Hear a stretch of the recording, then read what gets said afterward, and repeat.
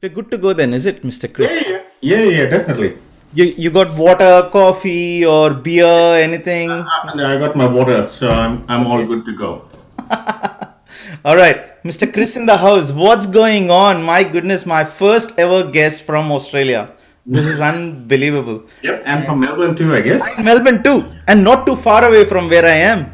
Yep. That's even better. And of course, we are going to do an in-person coffee catch-up very soon. Oh, yeah, definitely. And who knows, that might even turn out to be a little mini podcast.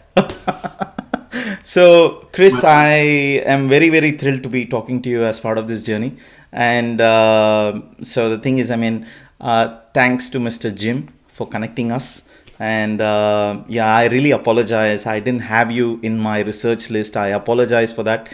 But Jim made me aware, and because I did spend quite a bit of time when I first started this journey, which is about 2 years and 3 months now. I've been on this journey, Yeah. and I did spend quite a bit of time in doing a bit of research, and I have this massive spreadsheet where I've got a list of all the people in terms of categories, musicians, singers, blah blah blah blah blah, sheets and sheets of things in the Excel spreadsheet or the workbook. And however, this was meant to happen. So I'm very glad. Thanks to Mr. Jim. I would like to give him the credit. And then also thanks to you for accepting my invite, being very kind and extremely Uh, flexible, should I say. Thanks for having me. Really happy to be here. And so, Chris, how's life? How are things going on? Well, so far so good, considering what we've been through with COVID and stuff like that. Yeah, it's been quite a roller coaster ride, but Yeah. yeah, got through. And yeah, hoping things get back to absolute normal soon. Yeah. Yeah, still a couple of things here and there, but hopefully, yeah, we get past that and things Nice. can go back to normal. Looking forward to it. Of course, yes. And I think we are in the right direction now. Of Yeah. course. So, right. And Chris, I was just thinking about half an hour ago as to where should I even start the conversation. Of course, you've spent quite a bit of time working with Sir and his team, and there's so many aspects that I definitely want to touch on, no doubt about it. But before we deep dive into the ARR world, if I can call it that way, talk me through the pre-ARR phase of your life or your journey. What was it like? And then also, of course, I see a number of guitars onto your left, and Oh with yeah. one holding as well. And well, and also, I'm very keen to know why a guitar in the stringed instruments? Why not something else? So, what exactly did you go through, and then when did you discover your passion for a guitar, and how did you end up choosing a guitar? Let's go from there. All right. Yeah, so I originally started. Family was always into music. So my mother used to play piano at church. My dad used to listen to a lot of music. Always music playing in the house. So with that, I think I just had that interest in music, and yeah, my brother used to play guitar a little bit, drums, and my Right. sister too used to play guitar and sing. So I think it was just with things like that, I wanted to get into playing some instrument, and I started off actually as a drummer. Oh, And I was playing drums, I think, yeah, right from the time I was a kid. So going back to early 80s, kind of, I started playing drums, and I think it must have been around 80, 87, 88. I started playing in my brother's band with his friends, and they used to just jam and just have fun, kind of a thing. But it was quite interesting. I started playing, doing gigs and stuff like that. It was, yeah, it was going good, and I thought, yeah, I was going to be a drummer, and I was getting more into it and stuff like that. And sometime around the early 90s, might have been 90, I guess. mm, I was born and brought up in Vizag, so I was still in Vizag at that time. right. Okay. And I was going to ask you, was that in Chennai? So, right. yeah, yeah, yeah, born brought up in Vizag, and there was this band called Rock Machine from Bombay Okay. who came and played in Vizag, and went for that concert because I was a lot into rock music and stuff like that. Heard very good band and stuff like that. So went to watch them play, and I saw their guitar player Mahesh Tanaka, awesome guitar player, absolute killer guitar player. He's played for Mr. Rahman as well, Great. and I saw him just standing quietly in the corner of stage, and he just totally rocked out, and that was something that really inspired me. And I saw how he was playing, and that made me actually want to go and check out the guitar once I got back home. Mm. And after I finished the concert, got back home, and we were all talking about the guitar player, how awesome Mahesh was, and how effortless his playing was, and everything, his chops, everything were just flawless. And that just kind of inspired me and made that switch. And there was this guitar which my brother had tried making, and it was lying there at home, and I picked up the guitar and started trying out a little bit, telling him show me some chords, asking my sister to show me some chords. Kind of started learning with playing basic chords, but that was what actually got me started playing guitar. And obviously, my interest was more that you could actually play melodies on the guitar. Yeah. And I was thinking, okay, let me try and create this melody and let me try and play it. And I was able to do that, and I was, wow, this is really cool. I can actually create melodies and make this instrument. I could talk to the instrument. We had this communication. Nice. And with that, I think it was just a thing that happened pretty much overnight. I kind of switched and took more of a liking to the guitar. Yeah. And and then pretty much started practicing more, got into other styles of music, obviously trying to learn as much as possible. When I was in Vizag, we didn't have much music as such available there in terms of Western music and more guitar-based music and stuff like that. And went through the usual thing, managed to get hold of some shadows, ventures and stuff, because we had some of these records and things, from friends and all that stuff. And started slowly learning from all those things. And I didn't have any sort of formal training. There wasn't YouTube and heaps of resources, no internet, obviously. And I went to a guitar tutor at that time trying to learn some stuff. Then managed to get hold of a guitar handbook, which I was very fortunate because I went through that from start to finish. And that's when I learned a lot about scales and a lot of theory that went into music. And I was like, oh, okay, wow. But by then I was playing so much. Yeah. I had actually, a lot of stuff I kind of worked out, but I didn't know the theory behind it. And reading this book, I was like, oh, this is what it was. Yeah, I do know this. I was able to connect the dots. Yeah. And I just kept on with it, and I didn't have an electric guitar for a long time. Right. And a family friend of ours actually saw me playing, and he said, all right, this guy has potential. And he gifted me one of his old guitars that he wasn't using. Nice. So with that, I got into playing more of stuff like Dire Straits and Iron Maiden, and went into all that kind of music and stuff. And finally in '95, we moved to Chennai because my father had a contract over there. Right. And with that, we moved to Chennai, and I was still doing my graduation at that time. So I had to go back to Vizag to finish it. When finished that, came back, I was doing my post-grad, still a lot into music. And '95, when I moved to Chennai, is when I put together my band Moksha. And we played a lot of competitions and stuff, as usual. All bands, rock bands starting off, take part in college fests and stuff like that. So we did that. We won most of the concerts, and I think the biggest win was winning Mood Indigo in Bombay. And after that, my dad, mom decided they're going to move back to Vizag, and I said, look, I've been doing a lot of music. I really like it here. I want to stay here and do music full time. And so with that, I stayed in Chennai, and I started to get in touch with a lot of the music directors there. And obviously, Mr. Rahman kept sending my demos. Didn't get a call for quite some time, and I was like, maybe he's heard it. He doesn't like it. Doing different types of demos and sending it through different people whenever possible. Right. And finally I got a call from him in 2002. Right. Baba. Wow. Yeah. And that's when I actually met him, and I was like, wow. Right. And obviously you had heard his music prior to that. Oh yeah. Obviously, I mean, all that goes without saying. I mean, I was always listening to a lot of the Yeah. film music and stuff like that. So I was listening to a lot of Ilayaraja, and obviously when Rahman's music and stuff came out, and he was so popular, obviously, there's no way nobody would know him.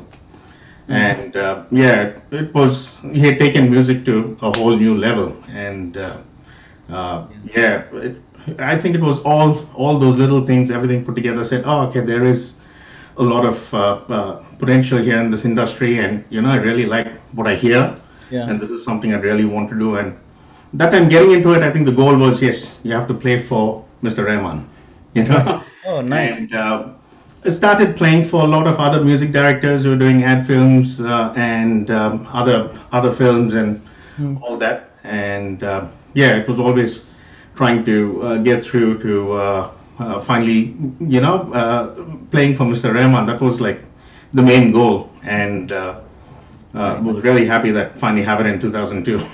So was that him who gave you a call, or was it like what was the call? I mean, who spoke to you, and what was the conversation? So that was quite interesting, actually. I mean, so that's what I'd sent a couple of demos through a couple of friends, Keith, and a couple of singers who had gone and Right. stuff, because I knew most of the people who were there, and every time they'd say we're going to do a session, I'd have these demos in my guitar case. I'd be, please pass this on. When you say demo, it is a CD. Yeah, just a CD, Okay. so with about five, What do you six. usually play like in a demo? I mean, back in the days, like would you So play a variety of things in it, and then yeah, so I had a mix of different types of music. So basically stuff that I played clean, played slightly different style. Most of my influences are rock, so they are all very rock based. But then, with that, I kind of actually started to change, and I started to cover a lot more other styles, and I started to incorporate that in my demos as well. right? So I think during the time when I was doing demos, I think I pretty much smashed out a good 40, 50 songs of mine, which Wow. I think I was kind of mixing, matching, and Right. doing everything possible. Okay. But And we're talking like in the early 2000s, right? yeah, so late Late 90s, early 90s and right. So usually you would record it. Or how would you go about recording it and then transferring onto the CD to make the demo CD? So yeah, initially that was difficult Yeah. because I didn't have a recording setup at home. Right. So I used to rely a lot on couple of my friends who had studios helping me out. Understand. So I'd program everything, do everything. I think I had my XP80 or XP60 at, I think it was Right. XP80. I used to program everything, and I had all my guitar parts worked out, so I had to keep it all in my head. Sometimes I'd play it. I'd have my normal tape recorder, so I'd Yeah. hit record over there and record. So it'll just be direct, terrible audio, obviously. Right. Just so I don't forget the idea, and Yeah. I used to have that idea, that full song kind of recorded, and then I used to go to the studio whenever my friend said, yeah, we got some downtime, how about you come, the entire night you can sit and do whatever you Wow. want.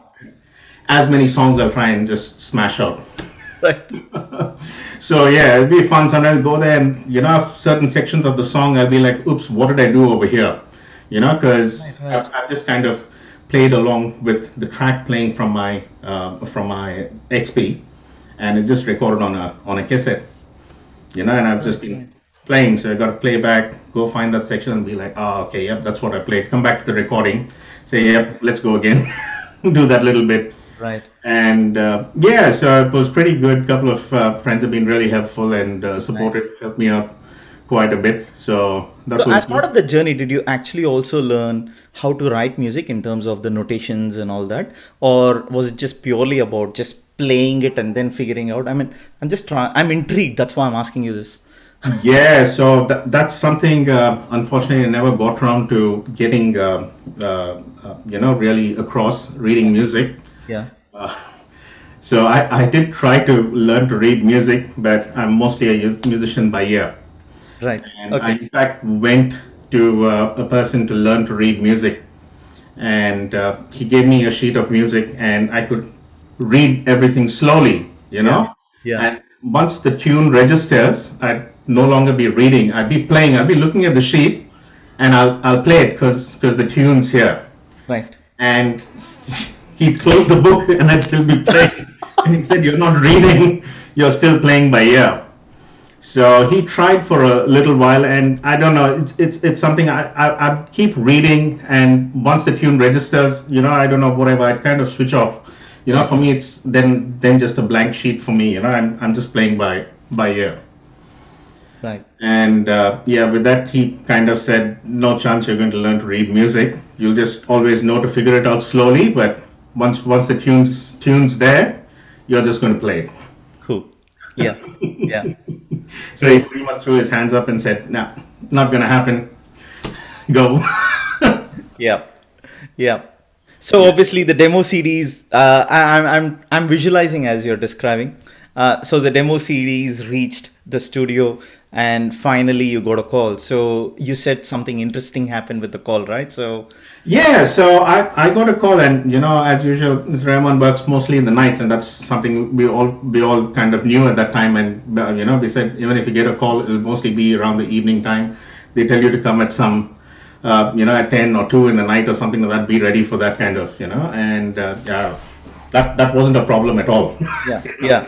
But that day I got a call in the evening, and the person said, "You have to come here to Panchatan at 10 o'clock." And I was sure somebody's playing the fool, because out of the blue, you're suddenly getting this call, and somebody says, "Just rock up to Panchatan at 10 o'clock." And I initially thought, yep, it's definitely a crank call. Somebody's pulling my leg. I said, "Let me play along." And said, "Okay, can you give me your address, where everyone knows where Panchatan is," but I was sure it was a crank call. So give me your address, give me your directions. But that person was spot on with everything. I was like, okay, maybe this prankster knows where the studio is, And I said, "Yep, I'll be there," and all that stuff, because I wasn't sure whether it was a prank call or whether it was genuine. So I was pretty confused, excited, confused, and I was also thinking, if it's a prank call, that is extremely inappropriate.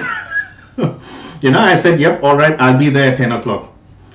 Hung up, and I was still wondering, is this really happening, because it kind of lined up also with the timing, because just a week or so before that, I'd sent another demo through someone to be given. And I was wondering, maybe he's heard the demo and decided, yep, he might need something like that. To my good luck at that time, Joshua Sridhar used to play keyboard, program some stuff. He happened to be at the studio, I think, that day, and they were actually recording the title track for Baba. Right. And Mr. Rahman wanted somebody who can play rock. Okay. And I think he had walked in, and he was. They were talking about having a rock guitar for this, and he brought up my name. This guy called Chris dropped off a couple of demos, and people have told me about him. So Josh knew me well, because we used to play in a church band. Right. And he said, "Oh yeah, rock, definitely. Yeah, you're calling him, you can't go wrong." So that was good.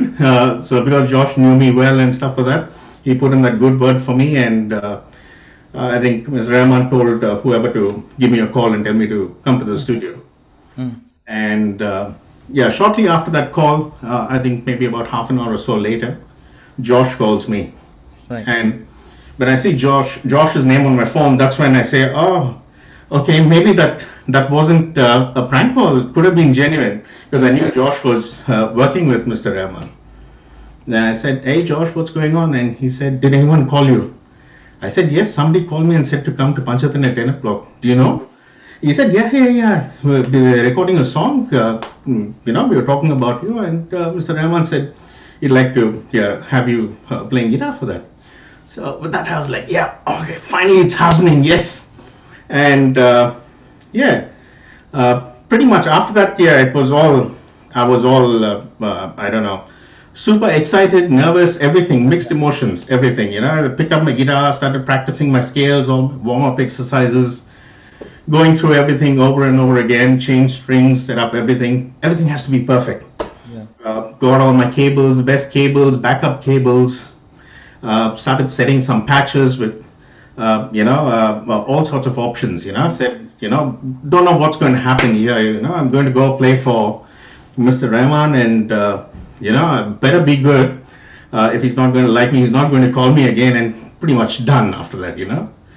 And so, yeah, I was super stressed, and super excited. Started setting up my guitar, making sure everything was good. My guitar patches, started reworking those, fine tuning all those, making sure it was all good. And yeah, started going. And also on one hand, I was like, okay, he's called me and I have to go play now for him in front of him. How am I going to pull this off? Because you're super excited to meet him for the first time, after having waited for so long, have heard so much about him.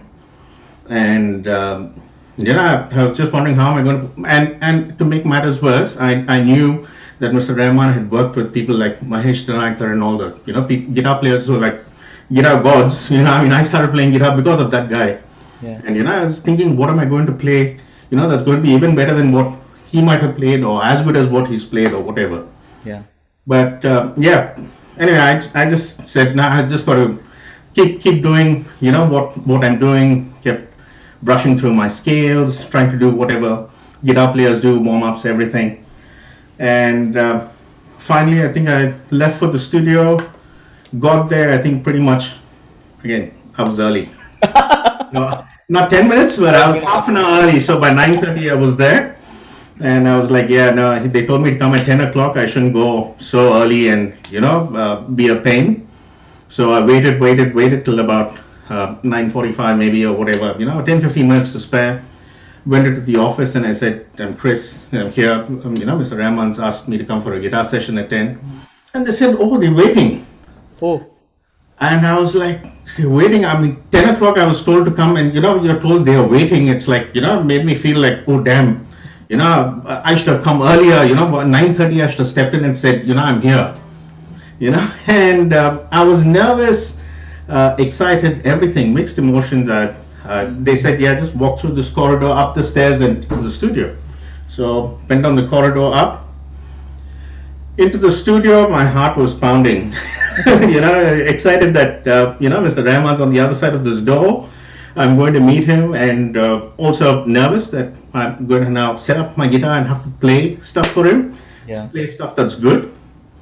And to add more to that, it was a Rajnikant film, and so the title track for the film as well.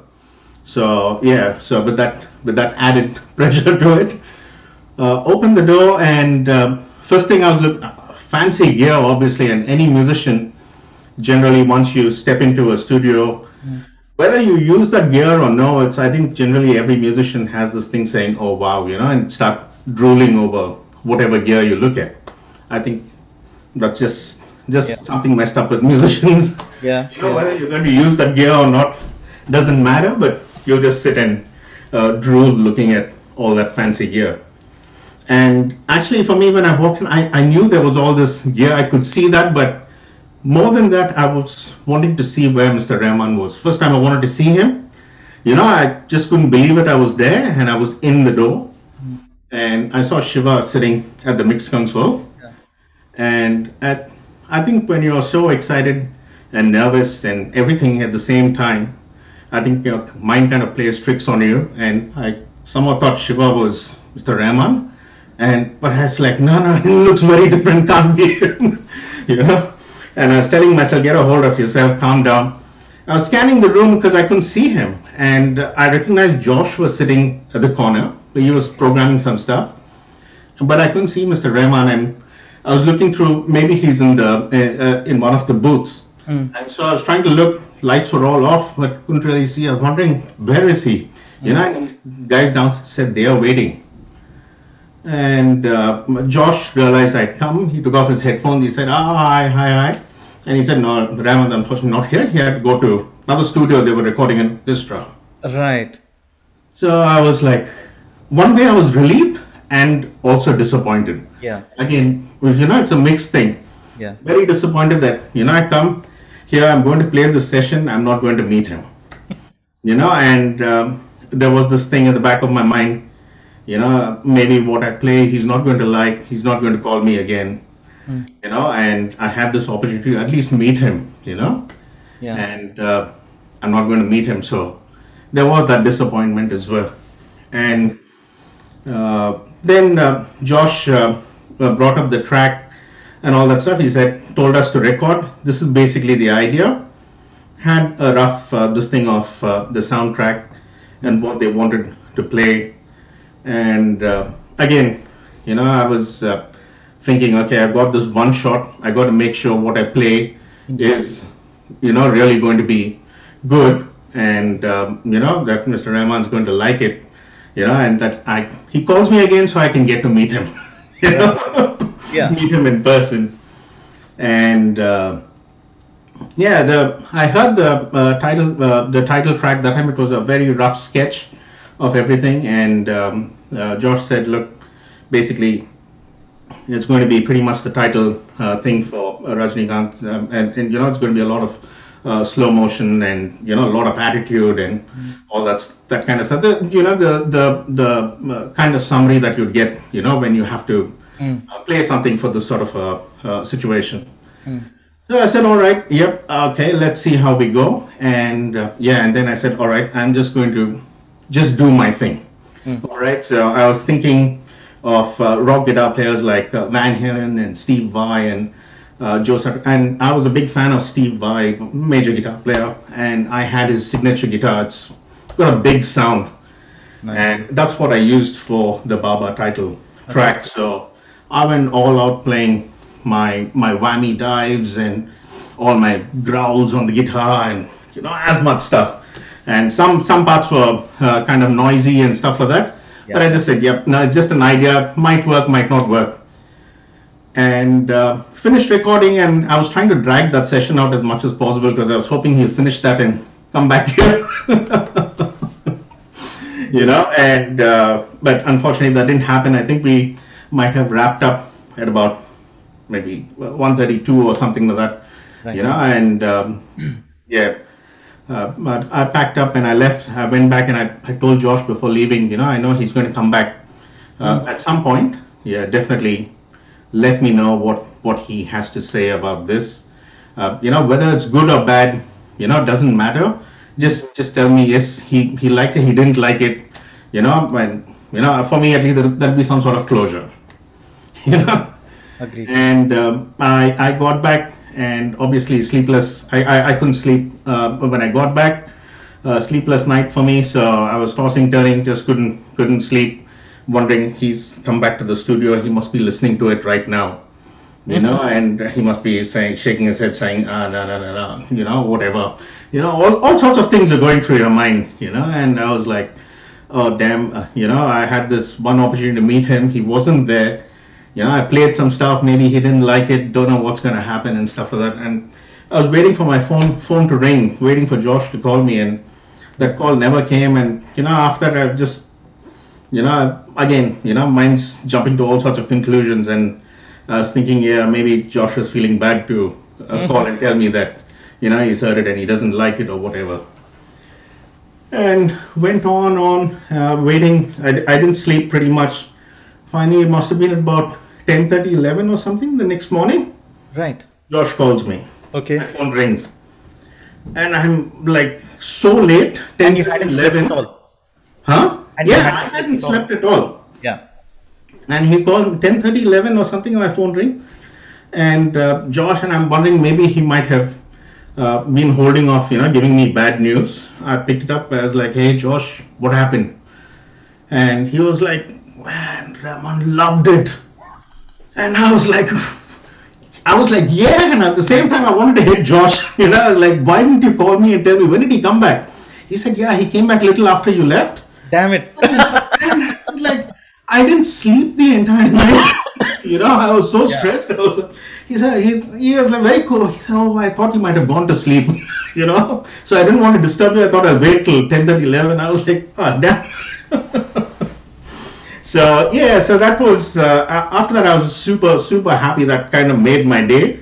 Yeah. That day was pretty much something for me to celebrate. And after that I was really happy. He called me. I got another call from him to come and record. That was the first time I met him. I think it might have been a week or so later. And that's when I met him in person. Mm-hmm. And I couldn't believe how humble he was. And you have all this thing about this person, this legend, and when you meet him in person, you're thinking, how's it going to be? He's going to have all these airs, about this, that thing, but uh, he's just so humble, so down to earth, and within no time, we were having a proper conversation.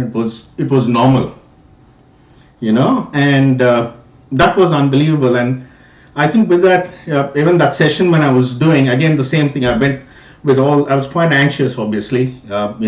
This time he's there. I met him, yeah, and now I have to play stuff in front of him, But soon that all kind of he put all that, to he totally made the situation so calm and peaceful and so friendly, and it was all about the music, and it was so nice to actually do that session where you're actually interacting so much. He wasn't like saying, look, I'm the music director, you have to do this.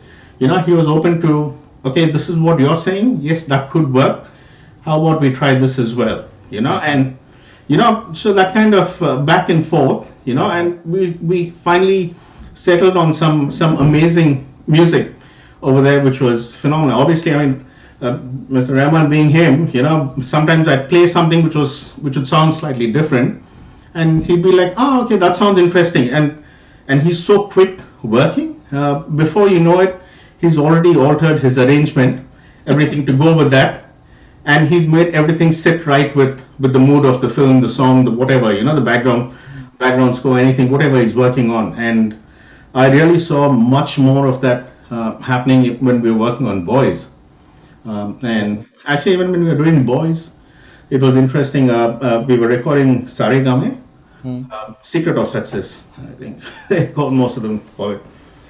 And I had my trusty old Boss GT5, I think, if I was using at that time. Yeah.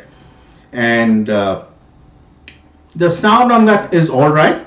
And when I went to the studio, I played the main riff for that song using the GT5, and it somehow didn't sit right with the music. And I said, no, look, the sound really isn't working with this song, with the arrangement. Let me try and tweak something.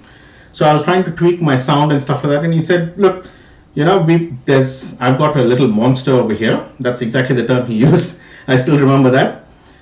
Would you like to try it? It wasn't like he told me, look, your unit isn't that good, get rid of it, use mine. It wasn't that kind of attitude. He was like, I've got something else, you might want to try it, see if that works, which was really good. He didn't just discredit my unit. He was this thing that I was still working on my sound and stuff like that. And he brought out the Line 6 pod, the little bean shaped pod. That at that time, that was like one of the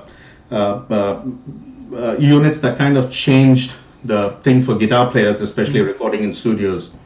And I was like, oh wow, because everyone's heard of the pod. We couldn't get our hands on something like that. I think in Chennai at that time only two people had the pod. One was that Church with whom I used to play with Josh, and other was here now. This one that I'm seeing with Mr. Rahman. And I was like, oh wow, you got that. Definitely, we got to give that a shot. And more than anything, I was obviously, again, see, like musicians, whatever.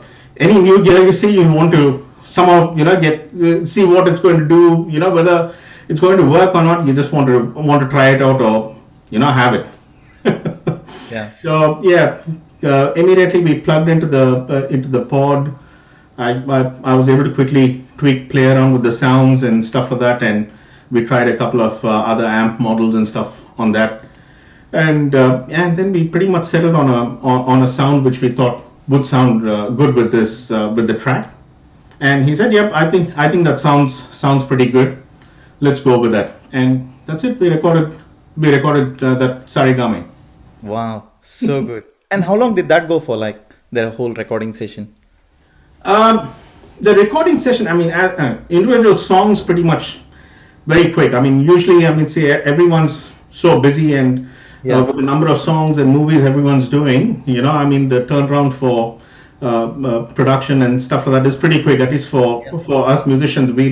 we'd have to get in there and be able to deliver straight away, do as much as possible and more, and be out of the music director's way, Right. and but Mr. Rahman, there wasn't that sort of pressure. He always liked to experiment, try something new. He always wanted to see what your input is. Is there anything additional you wanted to do? Anything else? You felt might need to be changed, or he was so open to a thing, which was really, really good. And we got through the songs. Most of the songs, I think, pretty much, kind of wrote itself in a way. I mean, those songs were like you get there and it's like, okay, this is what needs to be done, kind of a thing, and it just kind of fell into place. Right. We recorded most of those songs, I think, I don't know across how many days, but for me as a guitar player, it was a couple of sessions. Whenever he felt, he needed a guitar part for a song, I'd be called in, I'd go there, maybe about 2 hours or 2-3 hours, maybe max. Try a couple of different sounds, different options, solo ideas here, there, couple of guitar fills and stuff like that, and pretty much be done. And I think when we recorded that one, Secret of Success, it was both me and Keith Peters. Yeah, he was there on the podcast too. Yeah. Oh, was he? All right, excellent. Yeah.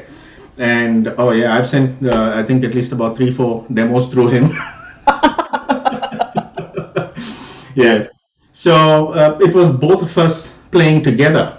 Because he wanted to keep that live element in his recording, Right. So he wanted both me playing guitar and Keith playing bass, and he wanted to record both of us together, and we recorded that, and there was another song, don't really remember which one, but yeah, so there were a couple of songs that we recorded at that time where we tried to keep things as live as possible, and rather than saying, let me just record this little section, let me punch in here, punch out here, punch in there, punch out. Right. Rather than doing that, he was looking at an entire chunk, wanted to keep it as live as possible, which was really good. I think I really enjoyed that. Nice. So Nice. that was really, really, really exciting. And there was another session around that time we did, I think, for Maro Maro, where he had me and Kabuli, the guitar player. So he had both of us, and he said, I want both of you all to play, and I want this section you play, then you stop, and he's going to play the next one. He stops, then you play. So we kept alternating to do a section, which was quite interesting because it's a different feel. Both guitar players playing similar sort of lines, but different feel, different sound, everything. And finally, the end result was a nice thing, of guitars happening left, right, pan, two different kind of style, feel happening, different sound, couple of fills here, there, and that really turned out well. Nice. Yeah, so lots of those sort of little ideas and things to experiment with were really interesting. Beautiful. And one of the things, of course, I mean, I was actually visualizing when you were describing all this while, and one of the things is when Jim Satya was on the podcast a couple of months ago, he said that usually when musicians are called in, there is obviously that portion has already been played on the keyboard, or maybe it is on the keyboard. That's what he said, and then the musician plays over that to give to kind of give that impact, or whatever you might want to call it, to achieve the output that he wants. And was it still the case back then when you started playing, like right from the Baba days, or was it more like live jamming and then arriving at, okay, I think this works? So there were some songs where it was a little bit of the live jam thing, saying, okay, I want guitars over here. What do you think we can do? But it's like when the Baba thing, Mr. Rahman already had the main all that kind of those things already kind of the idea done on the keyboard. But obviously, when you listen to that, you can hear it's something done from the keyboard, or it was a bit of a sample. And basically, well, yeah, when you're playing now, when a composer is working with something like that, they may use something like that for an idea, but again, that's limited because you're limited to using just that sample. Correct. And that's where, when they call a guitar player and they say, okay, a guitar player should be like, I mean, any musician basically comes in, should say, okay, that's the idea, now you got to work off that. All right, so you got to that's there. You don't have to play exactly that. All right, okay, that's the idea, you got to play that and more. All right, because you want to build on that and do what works with the song and whatever the requirements are. Right. And that comes into especially when you're doing, I think, the background scores and stuff like that. There's a lot more of that because when we were doing Boys' the background score, there were a lot of sections, where a couple of samples like that he had as ideas and stuff like that put, and when I went and we started working through the background score, some of the things I'd play and change the pattern, so you kind of improvise on those ideas. Right. So when Yeah. you go in and play and it's recorded, is the your portion which has been recorded sits over top of what's already in there, like that's played on the keyboard, or what's played in the keyboard gets taken away and then the real version goes in there? Is that how it is? Depends. Most of the time, yeah, that's what tends to happen. So Right. obviously, it's a keyboard. If it's a keyboard played line, I mean, sometimes you can hear that it's not sounding like a guitar. Right. There might be just something, in the way. Is that something you as a guitar player can identify that this is not a guitar and it's from a keyboard? Or for me, as just a general music listener, I'm not sure if I could make out that this is from a keyboard and this is a real guitar. But that is me. I'm just talking about myself. Yeah, I think most of the musicians, I think, at least say, yeah, guitar player, yes. For me, if I hear something, even some clean guitar lines, the way they are played, I can say, yeah, I mean, technology is advanced so much that, now it's very difficult to distinguish whether it's an actual live instrument or whether it's from the keyboard. But sometimes just the way it's played with the kind of voicing that's happening and stuff like that, a guitar player wouldn't have played it that way. Okay, Right. that's a straight giveaway that it's something done on a keyboard. It'll sound phenomenal, Yeah. Yeah. but you can tell that, okay, that's not something a guitar player would have played.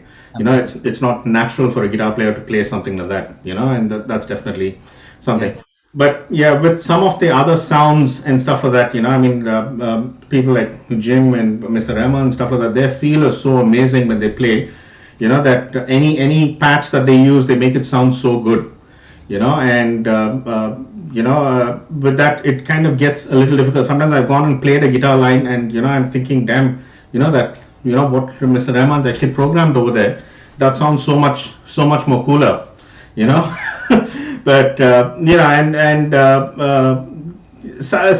most of the time the original keyboard, this thing is removed because generally the sound texture itself, you can hear there's some sort of a synthesized element to it, which makes it kind of a little artificial. So no matter how well someone's played it, the basic sound still kind of might be a bit of a giveaway that it's something from a keyboard, but not necessarily that's bad. It's whatever works again for the song, for the situation. Great. Yeah, superb. And of course, look, there's so many other things I obviously want to talk about. But since you're holding a guitar, I think it's time to get you to play something. Maybe something from Baba, the one that you first played for Sir. Oh no. I actually Or whatever you want to play. Put it that way. Anything you want to play. I'm not sure about the levels and stuff like that, but Just give it a shot. I remember I played this one. Oh, wow. Vellai Pukal. Oh my God.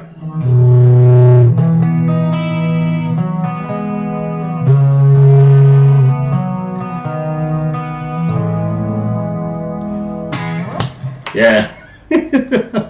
Man, I loved it. Yeah, so this was again interesting because I think there was some show we were doing, and he had decided because there was a backing track and something else happening, which was actually had some of that line, Yeah. and he said, "Nah, we're getting rid of all that. We're doing everything live."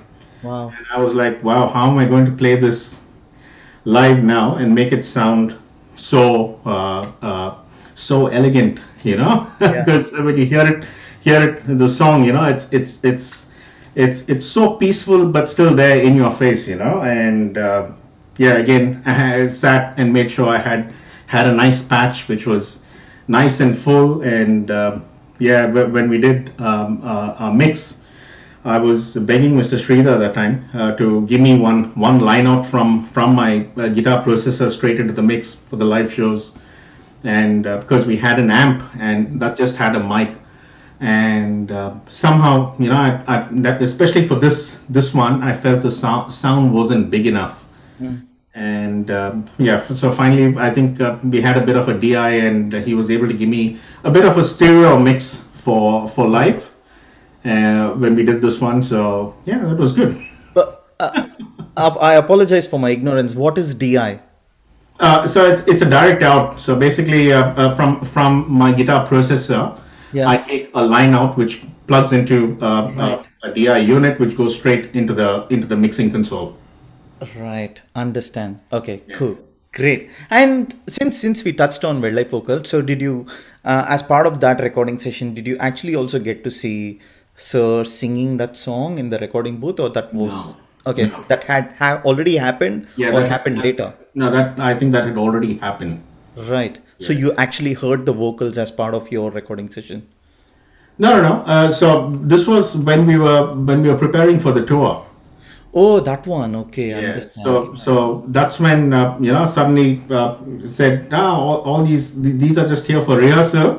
Oh, right. I We're get it. playing everything live." I get it. And that's when I was like, "Oh, okay. How am I going to make this sound nice and big?" Beautiful. Loved it. Yeah. I just absolutely loved what you just played. So, what were the other projects that you worked on? Uh, it- there were just so many little bits and pieces of work that were happening. A couple of background scores, movies. I mean, see, look, my main memories were, yeah, doing that Baba. That was my first experience meeting Mr. Rahman, and obviously with boys, we did so much work. And I remember before heading off to the US for the tour. Oh, that was pretty interesting as well. I mean, we after I finished Baba, and I did, I think, one or two more guitar sessions, some recordings. Mm. I think might have been background scores mainly. Yeah, Yeah. and Josh calls me again, Mm. and he says there's a tour, US tour coming up. Mm. Most likely he's going to ask you to be on it. I was like, yes.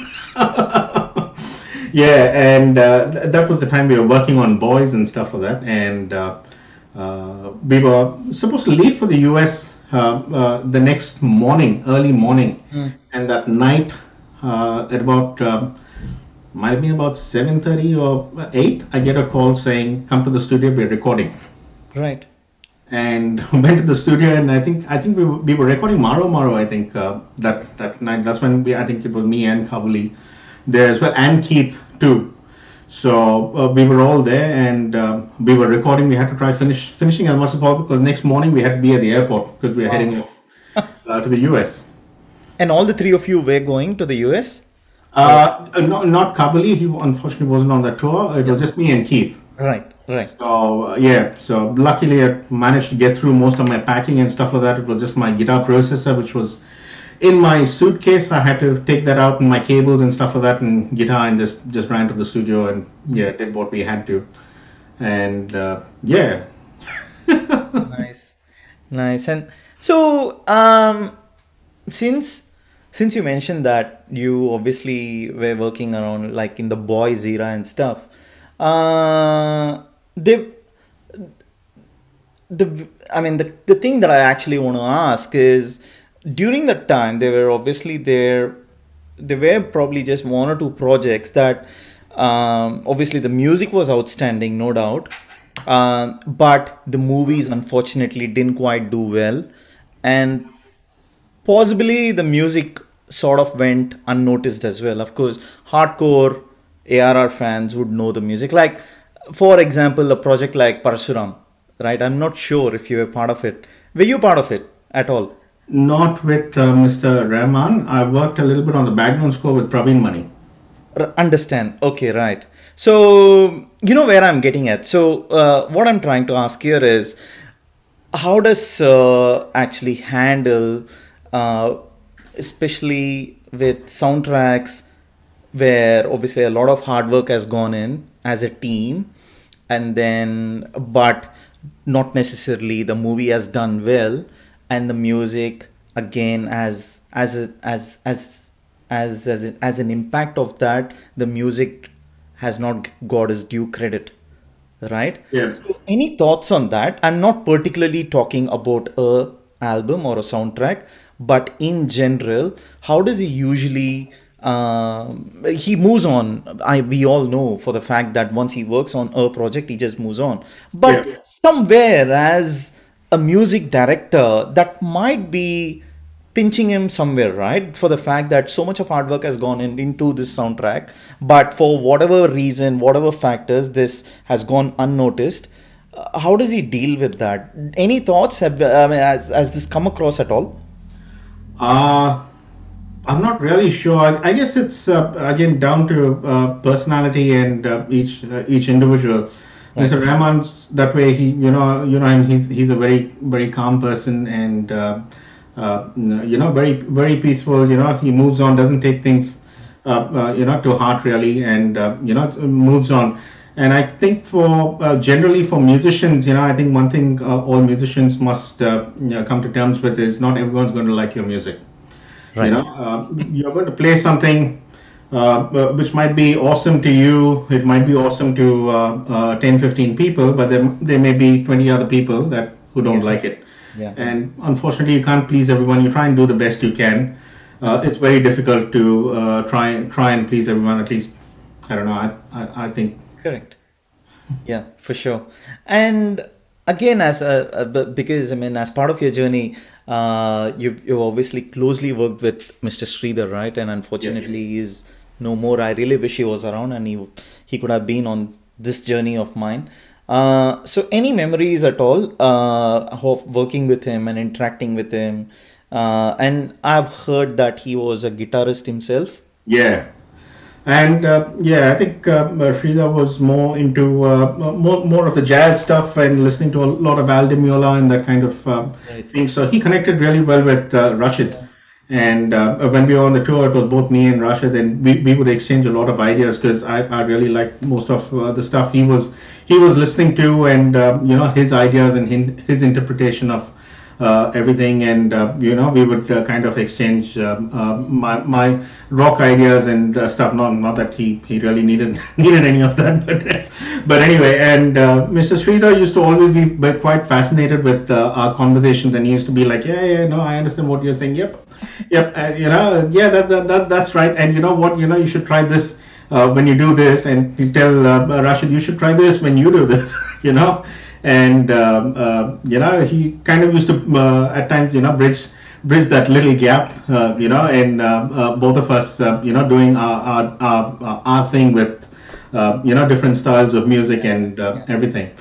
And in terms of sound, I think I used to struggle quite a bit because using different amps at different venues and stuff like that, and he it's very basic, but I mean that's something I never really got around to actually doing a lot until he actually told me to start doing that. Was whatever venue you're going to go to, first just plug straight into the amp and make sure you get that amp to sound right before you plug your processor or go through anything else. And and that was something I never used to do. I always just plug my processor. I used to keep it on a clean patch, and I used to go and keep struggling, trying to get my amp to sound good. Yeah. And that so little kind of tips like that, which were very helpful. And I was very keen on learning more about sound and everything that he was doing, because his uh, his mixes and stuff like that. I've seen him like work on songs from scratch, and it'll just be raw audio tracks over there, and sometimes there'll just be hardly any tracks, and before you know it, he's panned them so well, left, right, and kind of filled out the space, and before you know it, the mix sounds so full and complete, and uh, quite fascinating to see him work so fast, and he really knew how he needed to treat each song, treat each mix, and what he what he shouldn't be using.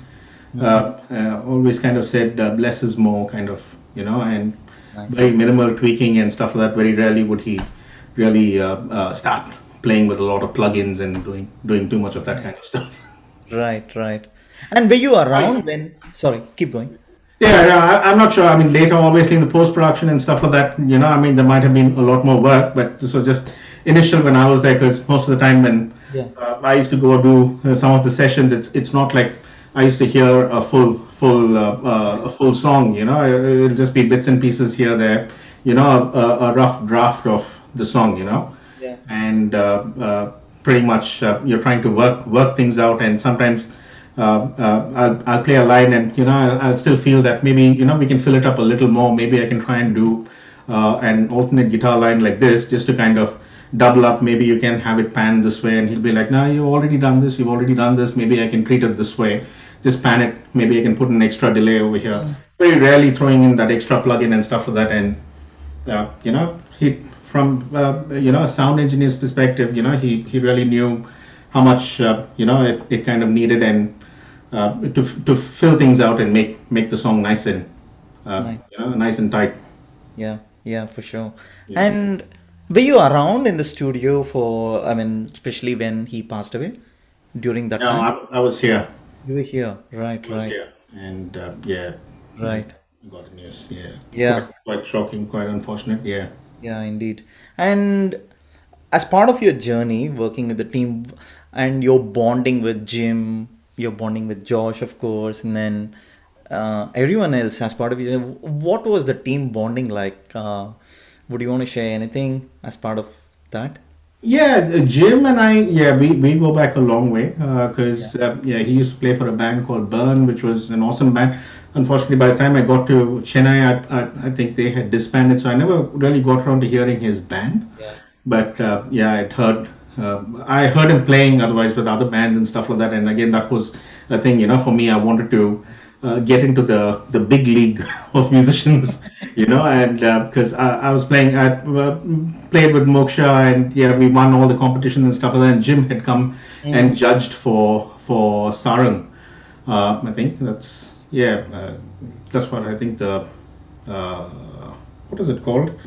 The IIT Fest in Chennai. I think Sarang. Uh, Yeah. I have no idea. Okay. Yeah, and Jim came. Jim was the judge for that, Right. and yeah, he gave me best guitarist. I was like, wow. Yeah, and then yeah, a couple of years later, yeah, they asked me to play in their band, and that was like awesome, because that had Jim, Keith, and Suresh Peters, and Sudheen, and Timmy singing and all that stuff. So Yeah. yeah, that was really uh, Nice. an honor to be part of that band, and yeah, so Great. yeah. And And with Josh, we used to play in the church band, so right, knew right. him for quite a while. Who were your other buddies in the team? We've talked about Jim, we've talked about Josh, we've also touched on Keith. Who else were your other buddies? George Peter, George Peters, right? yeah, and obviously people like Karthik and Naresh and Blase, obviously. Yeah. So yeah, we all used to pretty much on the tours and stuff like that. We pretty much used to hang out together, and Mm. yeah, really fun times. Anything you want to mention about Blase? And I'm sure he'll like it when he sees this. Oh yeah, yeah. Blase is a great guy. Obviously, very very very humble, very nice guy. Don't know. I can just go on and on. Yeah, just an unbelievable guy, and we've been good friends. Yeah, and just looking forward to seeing him here in Melbourne. I've asked him and his wife and family basically to come make a trip here to Melbourne. That's still been going on. So hopefully he plans that Yeah. Gets I remember inviting him as well when he was on the podcast, of course, but that was like in the pandemic, right? So yeah. yeah, yeah, right. And just wanted to get your thoughts on something. Of course, with yeah, I'm not sure you may have thoughts on this, but I'll still, however, ask you is one of the things as fans of Sir is the fact that the Sir's music grows on you over time, right? As you listen to it again and again, and all of a sudden, a week later, you would actually identify the magic that was planted, and it probably didn't occur to you in your initial hearing of those songs. And I want to call what's called the slow poisons, right? It slowly grows on you, and then it's like a poison. You can't get over it, and you get addicted, so on and so forth, right? So we as fans, we recognize that, and we look for those elements. This is something that we couldn't really describe that this is how it is, but we can tell you the tracks that this is a slow poison, this is a slow poison, this will take some time, this is an instant poison, things like that. Yeah. I'm sure when the fans watch this particular segment, they're going to laugh. But what I wanted to ask you was, as part of the music creation process in the studio for a song which is meant to be a slow poison, let's say from an listener's perspective, have you heard or have you seen anything that Sir basically talks about or does something to infuse the magic in it, and you know for sure that this is going to be a bloody big hit when it comes out? Anything of that sort at all as part of your journey with any of the songs that you have worked with him? Well, see, I think when you get into a studio and you're hearing a song for the first time, it's that you always know, okay, well, there are maybe some elements still, still being worked on, and that's going to go into it. But I think once you're there and you're working on the song, you kind of become part of it. You kind of feel the song, and I think for me, see, I'm more of a musician where I play a lot by feel. For me, I have to feel the music. All right, so I somehow cannot. I used to struggle with sometimes. You go to a studio and they'll play a metronome and say, I want you to play this line, and I'm like, okay, I can hear that line, but where's the music? I need to feel that. I need to feel that emotion. And with some of the songs when you gone in, we've started recording, and you kind of start putting your heart and soul into it. It starts sounding better. Sometimes it works, sometimes it doesn't. And when you realize things aren't really working, really not moving you. Mr. Rahman, obviously he knows the script, he knows a lot of other elements, whatever's required in the song, and he knows that okay, it's really not meeting the requirements. It may be sounding really good, but it'll be like, okay, now maybe now, scrap this idea. Let's start on something fresh. And then it'll be maybe little elements of that, but then something else totally different. Maybe the groove is completely changed, or something like that. Felt that some other sort of a line might work in this section. Sometimes the singer might have done a scratch recording and gone, chop off one part of it because felt the melody line really isn't working, might not be suiting, and he's played an alternate melody line on his keyboard, and just things like that, all work in progress stuff you keep doing. And I honestly, when I've finished my sessions and left the studio, I haven't heard the end product. Correct. So when I've done my part and I've left from there, I don't know how much of my guitar is going to be retained. Yeah.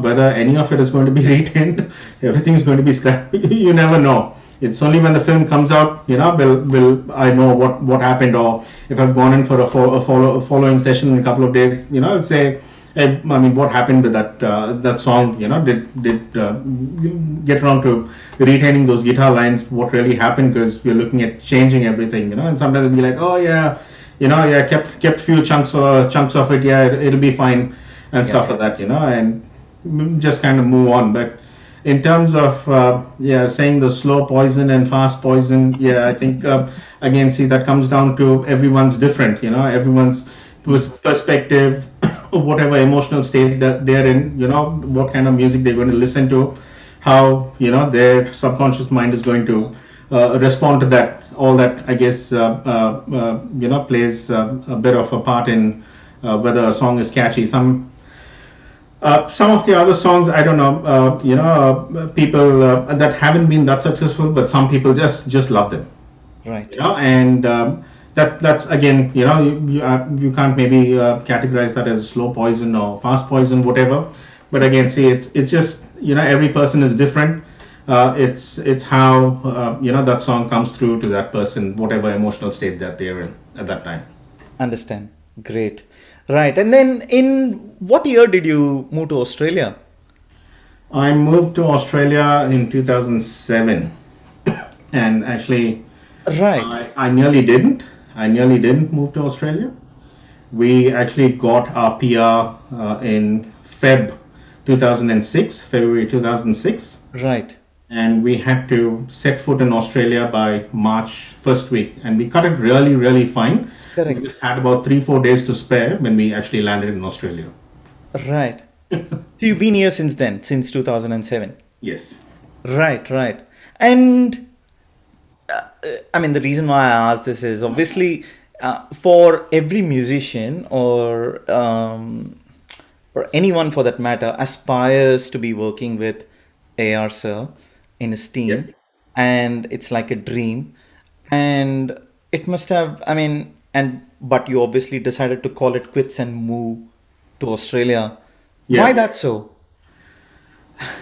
It's that was a very tough decision to make. It was again everyone's personal Yeah, situations are different. I think I was looking for a little more structure in life. I think being in the recording, doing music over there, I think involved a lot of traveling. I was away from home most of the time, and I couldn't really give a definite answer whether I'm going to be home or no. correct. During whatever days of the week and stuff like that.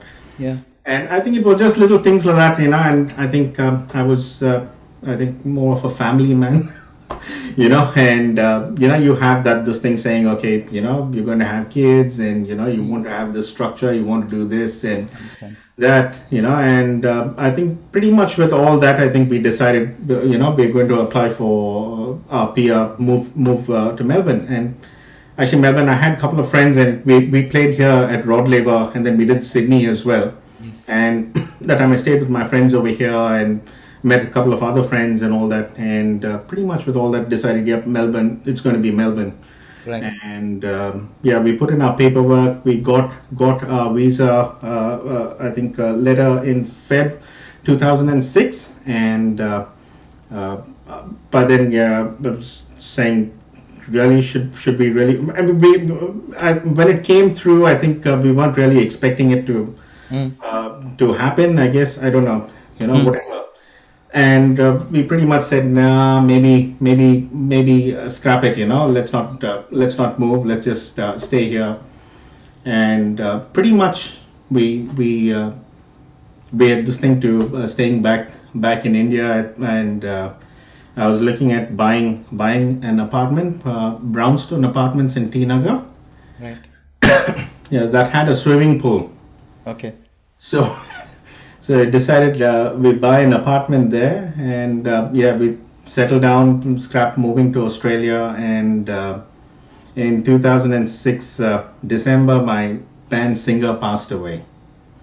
So that had quite an impact on me, and pretty much after that, I kind of overnight said, "Nah, let's go." Right. And yeah, there were yeah, all the other pros and cons, whatever we had weighed prior to that, Mm. uh, uh, yeah, pretty much actually I had decided now we're not going to move to Australia, but yeah, after that, Right. I pretty much made up my mind, said, nah, that's all right. Let's just go. Understand. And that New Year 2006 2007 December 31st, we were playing in Bombay Mm. for New Year, and I wanted to tell Mr. Rahman that, look, I've decided I'm going to be migrating, Mm. and might be packing up my bags and leaving. And because of the concert, everyone was busy and stuff like that. I said, "No, let me wait. Let me get back to Chennai, and then I'll have a chat with him Yeah. and tell him that I was planning to leave, because that time there were just talks about the Third Dimension tour, I think, which was supposed to kick off, Yeah.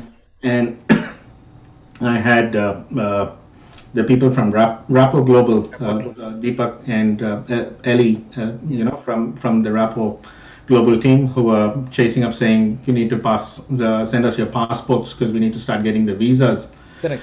process started. And I told him, no, I need to speak to Mr. Rahman about something before I send my because our time was running out, because by March first week we had to set foot in Australia. Correct.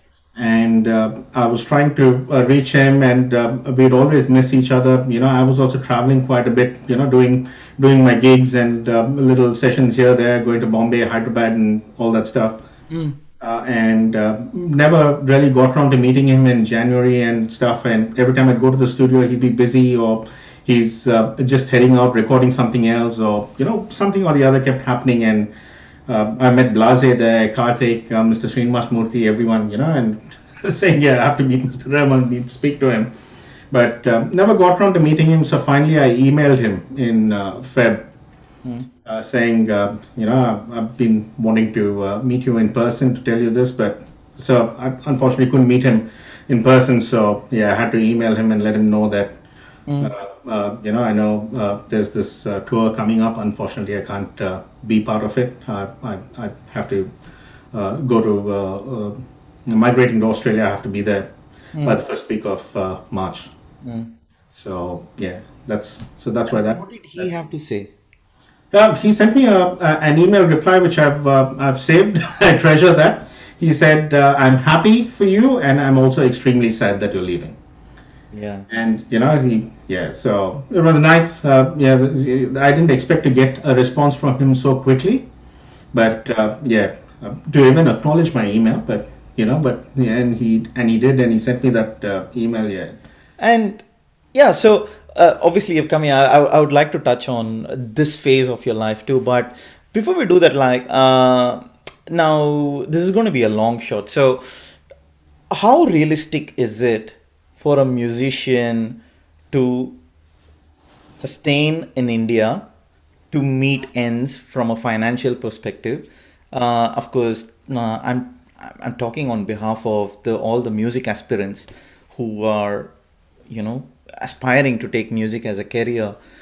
How realistic is it? Like more from a financial standpoint, like if I were to be an aspiring musician and I was, let's say, I was wanting to be a guitarist, and then, but at the same time, it all depends on being at the right time, right place, everything said. Yes, completely agree. But will it help me meet my ends as well? More from a financial perspective. I mean, leave alone leading a luxury life. I'm not even touching on that aspect. How Yeah. realistic? So yeah. Sorry. I was saying, how realistic is it? Yeah, so again, you've got to be you got to think smart, and Right. be at the right place at the right time. Obviously, see, for me, I'm mainly a guitar player. I like playing rock and pop rock, jazz rock, kind of stuff. But I knew that I can't just play in bands. At least at that time, Mm. that wasn't a viable option. So I had to look at other means, and with that, I think, yeah, I ended up buying a keyboard to start programming stuff. I started to do a couple of jingles here and Mm. there, and doing all that kind of stuff. But I was more of a guitar player, and I wanted more to do sessions as a guitar player and stuff like that. And uh, With that, I think the main areas you have to be in obviously was be with film music, Mm-hmm. because there's such a lot of work happening over there. And you obviously need to make sure you're being paid. You've got bills to pay as well, and I think doing those sessions and stuff for that were really good. Right. Uh, and as long as you, I think, have a regular flow of that. Now things have changed quite a bit, I believe. There are lots of bands doing the kind of music that they like to do. They're doing their folk, this thing, pop rock, whatever kind of things, and they've got enough and more gigs, and they're paying pretty well. Apparently, Okay. really not too sure Right. how things are, but yeah, at that time. Definitely having to be associated with film music and doing studio sessions was something that was Understand. crucial for Right. guitar player at least like me. Right. So now let's talk about the phase, like I would like to call it, Australia. So you came here, and so what was the music scene, and then you obviously came with some sort of an aspiration as well, right? Uh, so what happened, and what is the music scene now from then and now? Because we're talking 2007 and now 22. Yeah. So actually, in fact, the first year that I came, I didn't play much guitar Right. because I was quite emotionally impacted by loss of Yeah. my friend. Yeah. And but slowly, yeah, I think it was just a thing of saying, now I have to get back.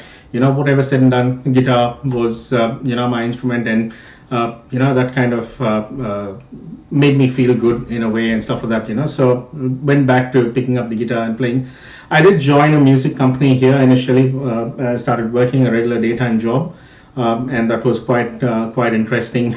Went Mm. on for, I think, about a year and a half, and then I said no, I wanted something better.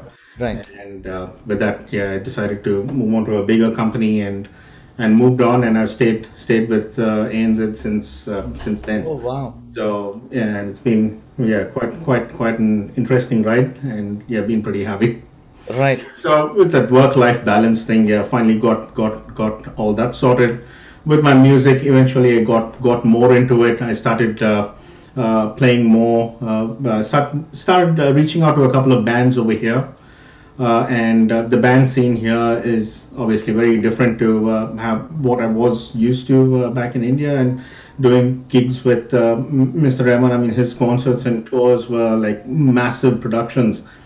I remember the first tour that we went to the US. Got into that was, I think, a Lufthansa aircraft, massive jumbo airliner, and there were so many people, and I pretty much knew everyone because they were all part of the crew. Yeah. There were at least about 100 plus people, all part of Mr. Rahman's crew traveling for the US concerts. you know that was quite a large scale thing. I don't do shows of that scale. I've been playing a lot of gigs with bands at pubs, and we Right. keep doing corporate events and stuff like that. Yeah. So which is quite good, quite interesting. There's a lot of guitar work with most of the songs and stuff like that. So yeah, enjoy Nice. that. Nice. And now that you've been here for a good number of years, and having been with the team prior to coming here, any regrets? I do miss that, honestly. Yes, part of me, yes. When I see some of these tours, and some of the music and stuff like that I listen to, I'm like, oh, that's so wonderful. Wish I could have been part of that. Mm.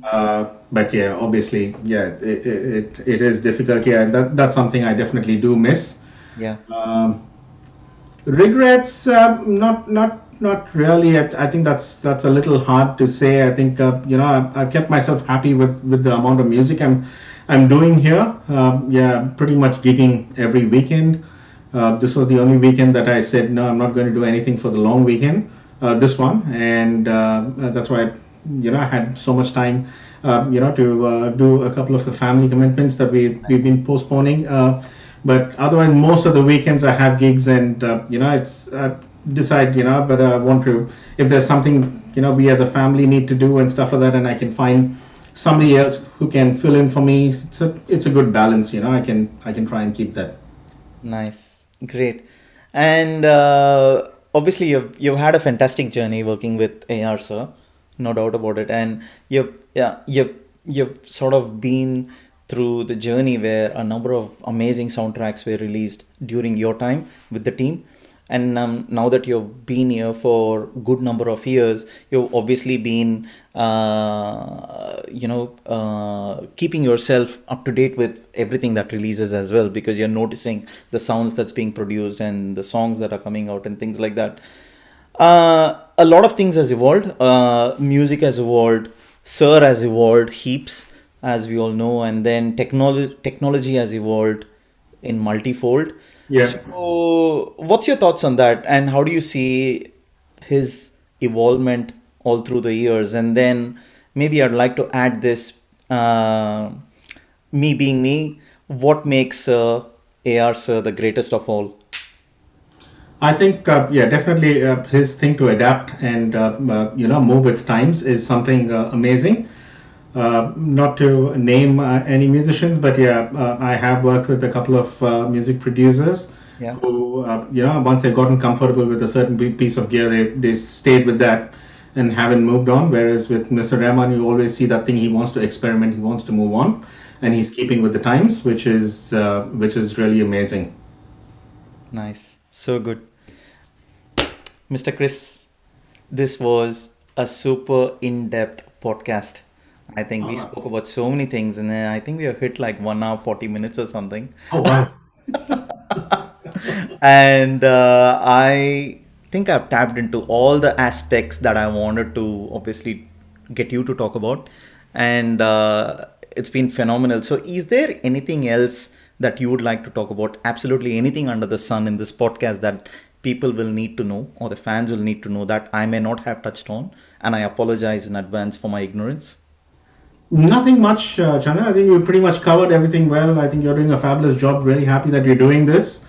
And yeah, definitely, Mr. Rahman is the man. Yeah, hopefully paths cross again at some point. Yeah, I would really love to maybe work with him, do something. That'll be awesome. But yeah, thank you so much for having me. I think we've covered most of what I think. I had at least in mind, and unless there's something I missed out that you want to tap into, yeah, please let me know. But yeah, all good in mind. So amazing. I will shoot myself if I didn't get you to play something. Before we wrap up, there are just two things. One, if you could. Okay, here's the thing. I want to rephrase what I just said. A message for Sir via this podcast, and then you can play something that you like for him at the end of the message. Let me get my patch sorted. Okay. When you say patch, what do you mean patch? Just my guitar effect that I'm going to be using. Right, right, right. There are so many effects. Which one do you know, like what to use? Like, I'm just curious. That's why I'm asking. I'm going to retain this part in the podcast. Yeah.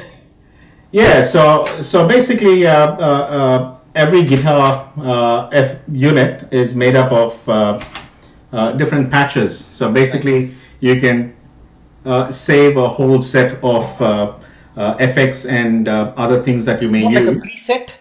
Yes, like a preset. Okay. Yeah, Okay. so that's pretty much another term, pretty much a synonym for patch.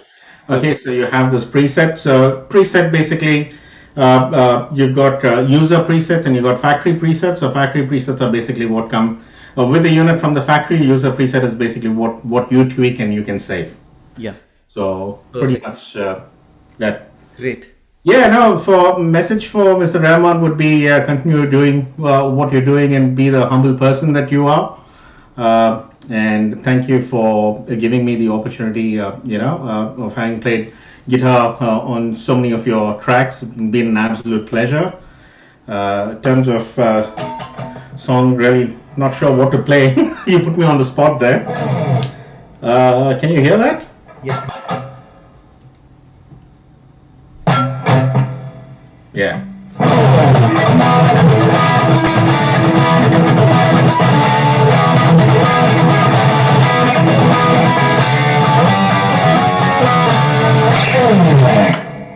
Something like that. Love it. Love the way you ended it too. Amazing. And lastly, Chris, this is more for people, music listeners here and aspirants here in Melbourne or in Australia. Do you also teach how to play a guitar? Do you have lessons and stuff that you? Yes, I've had in fact started that. I was doing lessons on and off in between, all through with a couple of guitar players and students. Then I decided I'm going to start doing lessons online, and I kind of set up a guitar school kind of a thing, so to speak. But yeah, I've started to find that it's a little difficult to have that commitment because I've started doing a few more guitar sessions over here, playing with a lot more bands and stuff. So it's getting a little tricky. So unfortunately, I think I'm going to have to put that on hold for a bit and see how that goes. And hopefully, maybe sometime later. I do love teaching. People play guitar, and there are a lot of kids actually I teach to play, and it's really amazing to see such a lot of talent and enthusiasm and potential in lots of little kids who learn so quickly, and for some strange reason, I think with technology and stuff like that, it's kind of helped them kind of learn a little more quicker, I think, because most of the time they're on their iPads and stuff like that and have access to YouTube and stuff. They're able to watch a lot of instructional stuff on YouTube, and sometimes before they come to me for a lesson, they already know most of it, and I just need to kind of clean it up and tell them, okay, you might just need to watch out a little bit over here and stuff like that. But they're learning a lot more quicker, I think, which is been quite interesting. Great. And funny enough, when the pandemic hit, this is about 2 years ago, is when I wanted to, try to pick on a passion that I always had back in the days, but never had an opportunity, was to learn how to play a guitar. And that was in 2020, very early stages of the pandemic, and the podcast journey had started as well. And I'm not sure if you know Alphonse Joseph is obviously one of the music directors down south in the Malayalam industry, and he's also sung for Sir. All And right. he was on the podcast, and then he offered saying, you know what, I'll teach you how to play guitar. And then I walked in straight to JV Hi-Fi here and got myself a guitar, not even knowing what sort of guitar I need to even get. I had one lesson with him, of course. It was a good 1.5 hour session. Oh wow, yeah. But my guitar is only gaining dust since then. I never had the chance, no, never had the time. So I probably should make time. I might be your student. You never know. All right, yeah, sounds good. Cool. Chris, it has been amazing having you on this podcast. I thoroughly enjoyed it. I really can't wait to release this too. And I think it was very inspirational and then super informative as well. And very, very insightful. So thank you for being patient with um, all my crazy questions. Not at all. Thank you so much for having me. Been an absolute pleasure. Thank you so much, Chris.